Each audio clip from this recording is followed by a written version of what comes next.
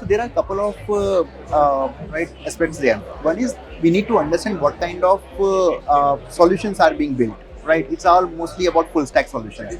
They also need to understand how the technology landscape is changing. Right, what kind of new LLMs are coming up, what kind of roles are flourishing. Right, and trying to come to a point where we can find an intersection of the two. Right, that will help us to identify what kind of skill set which we are looking for in near future. Right, then we need to have a kind of a structured program so that we can plan that how will be my roadmap of learning, right? Whether we need to focus and relook and reprioritize after a month or a quarter or you can say a half year, but then it has to be a very very structured program like a project, right, which will be along with deliverables so that we can focus on specific competencies to ensure that at the end of that cycle we know that this is what we have achieved. Right, that's what I will recommend. See, we all know that things are with the full stack solutions, right? You have data scientists, you have prompt engineers, backend engineers, ML engineers, architects, right? QA, UI, UX. All these are skills are very, very important because how things are evolving.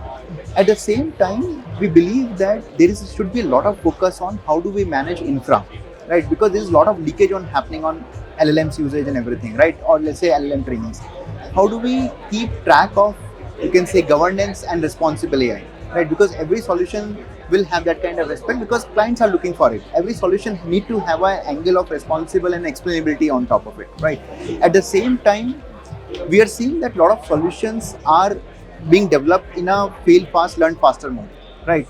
There should be obviously a balance between responsible AI and what exactly the risk which we are taking, but that is a one key aspect, right? Secondly, in terms of being adaptable, or you can say talking about being flexible to ever changing technology landscape, right? How you are able to keep pace with it, whether you are reading blogs, whether you are reading, let's say, research papers, you're keeping a tap on what hyperskillers are releasing. All those things will consolidate to have a well-defined fight and ensure that you are upskilling in the right way.